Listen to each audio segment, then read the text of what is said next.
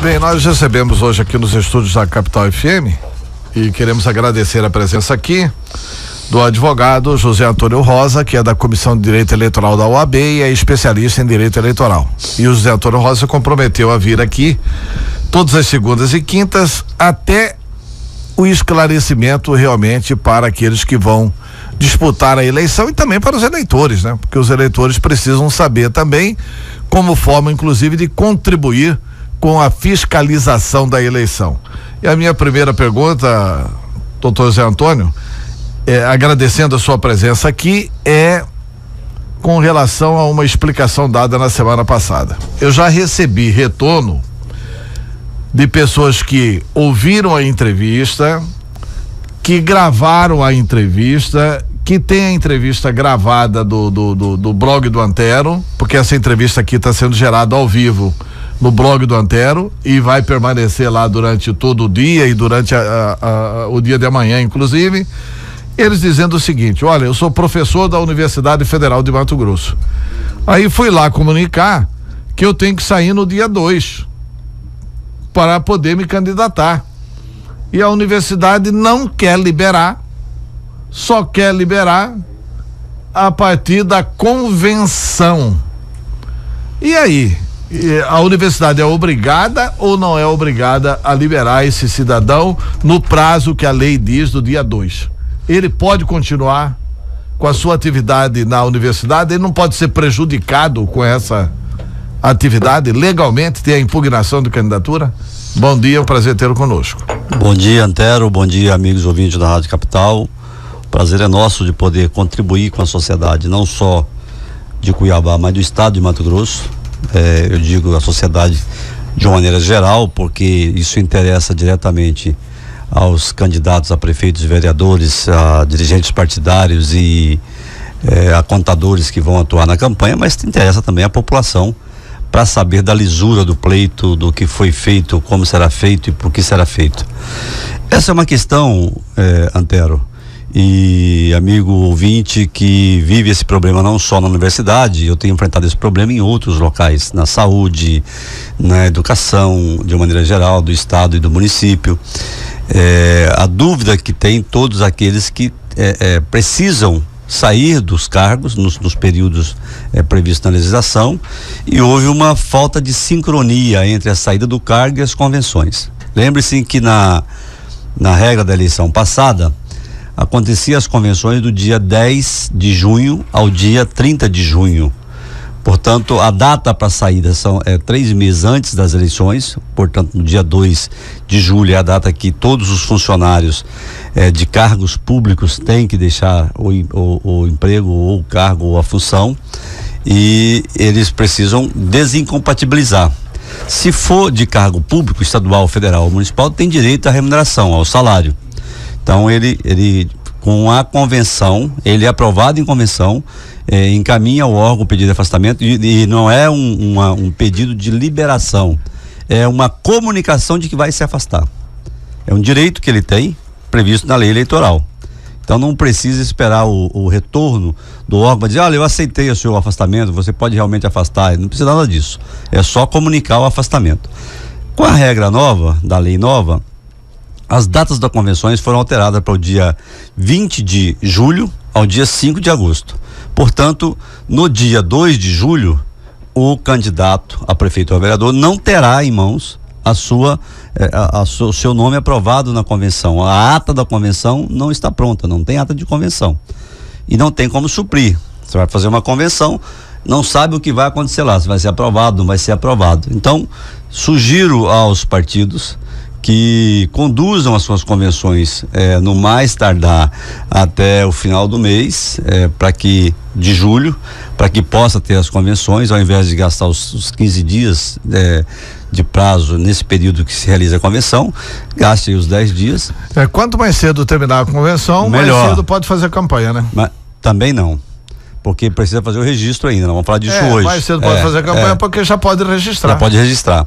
Então, nós sugerimos que façam a comunicação no dia 2, de que, olha, eu sou pré-candidato a vereador ou a prefeito, a convenção do meu partido vai se realizar no dia tal, e quando realizar a convenção de posse da ata, eu trago aqui ao órgão para oficializar. Essa oficializar é só em função dele poder receber o salário. Tá, mas nesse período ele pode continuar trabalhando? Não, ele tem que afastar. Porque, pois é, aí no caso a universidade obriga que ele continue trabalhando. Pois é, mas a universidade está errada, e se houver algum PAD, algum processo administrativo, procura um advogado para que ele possa fazer a defesa. E essa defesa ela só vai se complementar quando ele tiver a ata da convenção na mão, porque até lá é expectativa. Então, realmente há essa discrepância na lei e vamos ter que enfrentar isso. Tá. São 7h20. Hoje nós vamos falar sobre registro das candidaturas. Vamos dar uma repisada em convenções, porque interessa as convenções para que tenha um bom registro. Nós vamos só falar disso. Aquela questão da convenção, você tocou até superficialmente na vez passada, com relação de que vai voltar a ter, porque antigamente, eu me lembro que eu fiz aqui a convenção de 1985 e você tinha que ter a obrigatoriedade da presença do observador da Justiça Eleitoral, que ficava até a lavratura da ata. Aí depois da lavratura da ata, a qual ele assinava, inclusive, como testemunha e fiscal da Justiça Eleitoral, ele ia embora, estava realizada a convenção. E hoje, como é que vai ficar isso? Não existe mais a figura desse fiscal da Justiça Eleitoral. Os partidos, vamos falar especificamente da convenção, porque interessa para um documento que é essencial no registro, que é o DRAP, que é a regularidade partidária das funções partidárias. O DRAP é onde onde o partido explica para a Justiça Eleitoral que todos os atos que ele praticou estão regulares. E esses atos, eles vão começar no dia 20, que são as convenções. Antes do dia determinado para a convenção, é preciso, os partidos têm isso já, eles já têm essa cultura, mas não é bom sempre lembrar a eles o que tem que ser feito, que é a publicação do edital com a convocação para a convenção. Essa publicação ela é obrigatória. 8 dias de antecedência. 8 dias de antecedência. E aí a publicação deve conter o que é que vai se discutir lá na convenção.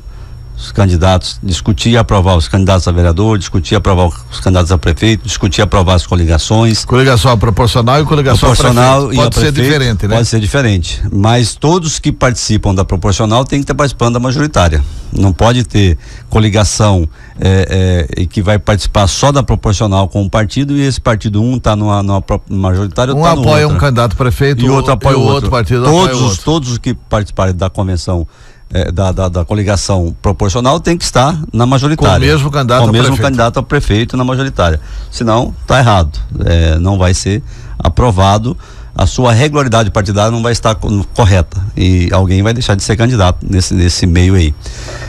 Essa convocação, ela deve ser publicada nos meios convencionais. Há municípios que publica no átrio da Justiça Eleitoral, publica no quadro de mural da Justiça Eleitoral, ou publica em jornais de circulação regional ou local, ou publica em diário oficial, mas a publicação tem que dar conhecimento disso. A publicidade é importante para que todos tenham conhecimento e saibam que vai acontecer a convenção naquele período.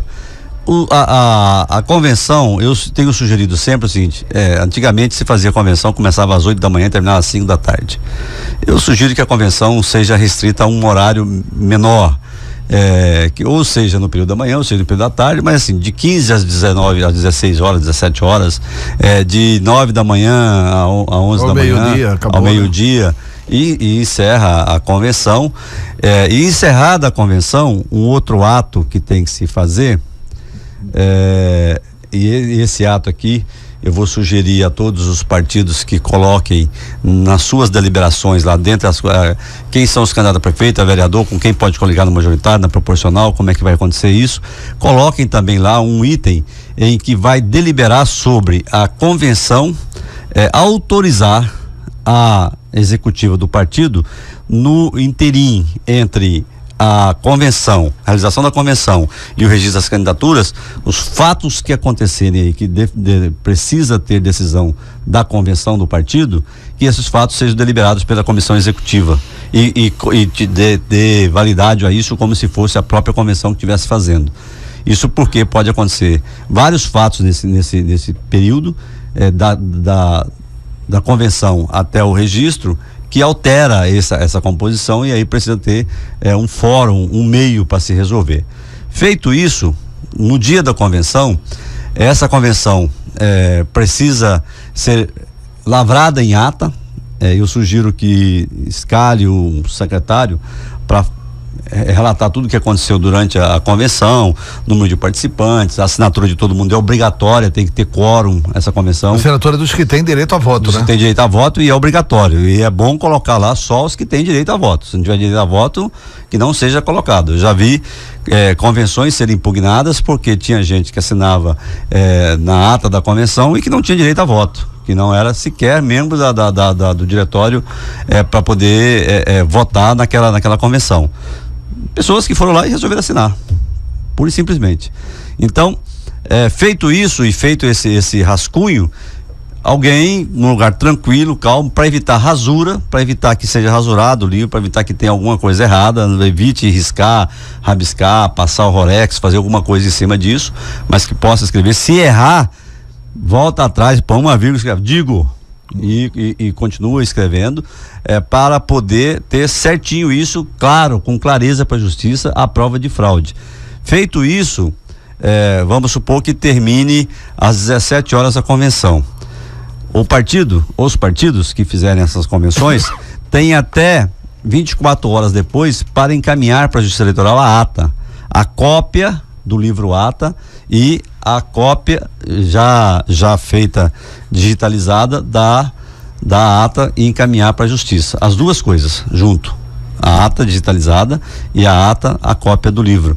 Lembrando que esse livro, só para que todo mundo sabe disso, isso aqui eu estou falando mas assim, mas vamos falar daqui a pouco sobre o que interessa pro eleitor fiscalizar. Por preciosismo. Esse livro da ata da convenção é aquele livro que tem que ser carimbado, tem que ser numerado as páginas, tem que ser carimbado pela Justiça Eleitoral, tem que ser aberto e fechado. Olha, esse livro tem 50 páginas e tem as 50 páginas numeradas e tem um carimbo da Justiça Eleitoral em todas as páginas, e tem que levar no cartório para que eles carimbem, façam esse carimbo, para que tenha regularidade. Então tudo tem que ser regular.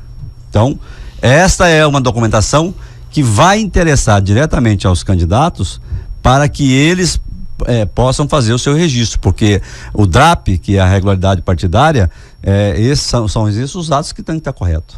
Se não estiverem corretos, você vai ter problema. E o Tribunal Regional Eleitoral lançou um aplicativo para ajudar a fiscalizar nessa eleição, o Pardal. A partir de quando que o eleitor já pode ajudar na fiscalização, e quais atos assim mais comuns, que são atos irregulares, que são praticados e que o eleitor já pode ajudar desde agora?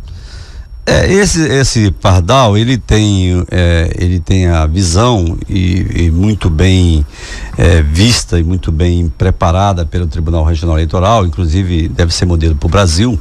Aliás, como sempre, o Mato Grosso tem dado exemplos para o Brasil de coisas boas. Essa é uma das coisas boas, que é a fiscalização do eleitor na eleição de maneira geral. Lógico que as convenções dos partidos podem ser fiscalizadas sim pelo eleitor, ele pode encaminhar dizendo que viu alguma irregularidade, dessas coisas nós estamos falando aqui, alguma coisa não foi feito, chamou-se a convenção e não foi ninguém na convenção, por exemplo, uma situação que pode ocorrer, ou não mobilizou direito, ou não chamou as pessoas para ir lá votar e depois sair com a ata, pegando a assinatura de todo mundo em casa e ninguém participou de nada e tal. Isso é uma fraude que deve ser combatida, é um exemplo de como pode o Pardal funcionar. Tira lá uma fotografia instantânea de celular. Compra de voto. O eleitor já pode estar fiscalizando isso desde agora, porque diz que tem artista aí já contratando o cabo eleitoral desde agora, e contratando e pagando. Pois isso... O ideal é que o eleitor mesmo, né? Ele coloca denuncie, o Pardal, né? E ele próprio denuncia. Existe essa prática Agora nós temos dois aspectos para combater. Um que é a captação de sufrágio, que é a compra de voto desta forma, ela sempre foi proibida e ela é crime eleitoral. E agora a contratação de cabo eleitoral também foi criminalizada, porque a permissão para contratação, nós já falamos disso aqui na vez passada, rapidamente, da contratação de pessoas para trabalhar na campanha, ela guarda duas proporções. A primeira é restrita à quantidade o valor que tem cada município para gastar, e não pode extrapolar esse valor em hipótese nenhuma. E a segunda hipótese é a hipótese do número por habitantes, por eleitores. Então, até 30 mil eleitores, não é cidade de 30 mil eleitores, até 30 mil eleitores é 1% desses 30 mil eleitores que pode ser contratada. Então, se Cuiabá tem 400 de 30 mil dá o quê? Dá 300? Dá 300. 300 eleitores. 300 eleitores. Que podem ser contratados para trabalhar. Até 30 mil eleitores. Depois desses 30 mil eleitores, a conta muda. Cuiabá, que tem 400 mil eleitores. 400 mil eleitores é 300. E a conta a partir daí, então você tira 400, né? 400 mil, mas você tira 30 mil, sobra 370 mil eleitores. Um contrato para cada 1.000 eleitores a partir dos 30 mil. Então é 1% até 30 mil, e depois de 30 mil passa a ser um eleitor para cada 1.000. Restrito, evidentemente, a possibilidade do teto que você tem para fazer campanha eleitoral. Se não der para 400 pessoas, né? Não, 400 não, 370 mais 300. Mais 30. Mais 300. 30 mil, 1% de 30 mil são 300 pessoas. Aí sobra 370 mil eleitores. Tá certo. Então são 670 o total. Então tem que ser restrito, você tem que olhar essas contas, e é por isso que eu tenho dito. Mas isso aí é por candidato? Por candidato a prefeito. Quando vem para vereador, essa regra muda. Essa regra é a metade do valor que vai para prefeito. É restrito também às duas situações. Então, o candidato a vereador, por exemplo, numa cidade como Cuiabá, a candidatura a prefeito pode contratar no máximo 670 cabos eleitorais. Cabos eleitorais. Bem menor do que os 10 mil, 5 mil das eleições passadas, né? Então, cada candidatura só pode contratar 670 eleitores. 670. Tá, e candidato a vereador, qual que é a metade desse valor. A metade dessa quantidade. São duas regras, na verdade. É uma regra que é a metade 385 dos deputados estaduais, ou essa regra, metade dos prefeitos, a que for maior. 385, então, desde que esse valor não ultrapasse o valor. Não ultrapasse o valor, porque também é o seguinte: o candidato a vereador ou a prefeito não vai fazer campanha só contratando pessoas. Ele tem veículo, ele tem marketing para fazer, ele tem material de campanha para fazer, ele tem, quer dizer. Então, o que eu tenho recomendado nas palestras que eu tenho dado aí pelo estado afora, a todos os candidatos e partidos políticos: façam um planejamento. Agora, no dia 20 de junho, será publicado o valor real desta campanha, porque foi publicada uma tabela com o valor da campanha, dos valores da campanha passada. Então, esses valores que foram publicados são uma referência clara do que mais ou menos você vai poder gastar. Esse valor que vai ser publicado no dia 20 de junho, agora pelo TSE, é um valor corrigido. Pelo TSE ou pelo TRE? Pelo TSE. É uma tabela do TSE que faz parte de uma resolução. Vai ser corrigido, e está na resolução que vai ser corrigido no dia 20. Vai ser corrigido de acordo com o GPM dos últimos 4 anos. Então, esse valor está na tabela, mais a correção que vai ser o valor definitivo de cada partido. Então, e de cada candidato em cada município brasileiro. Todos os municípios brasileiros estão com os valores colocados para prefeito e para vereador. Então, existe uma regra que dos municípios de até 20 mil eleitores será o valor que está colocado ali, ou 100 mil reais, o que for maior. Se for menor que 100 mil reais, usa-se 100 mil reais. Vou dar um exemplo aqui de Chapada dos Guimarães. Que o máximo é 100, né? 100 mil e 10 mil para o vereador. E é só isso. Então, voltando aqui ao contrato, os candidatos a vereador que estiver contratando gente agora e pagando para fidelizar o voto, além de ser captação ilícita de sufrágio, ele pode também incorrer no artigo 299 do Código Eleitoral, além do gasto ilícito de campanha, quer dizer, ele pode estar incorrendo em 2, 3 crimes ao mesmo tempo. E ao eleitor que faz isso também incorre nos mesmos crimes. Pego vai punir o eleitor e o candidato. O eleitor tem que fazer o seguinte: o eleitor tem que atrair, gravar e denunciar para a Justiça Eleitoral. Né? Porque... E aí, via Pardal é a via mais correta. Na próxima semana a gente vai falar aqui sobre o financiamento da campanha eleitoral. Advogado Zé Rosa, obrigado pela entrevista. Eu que agradeço.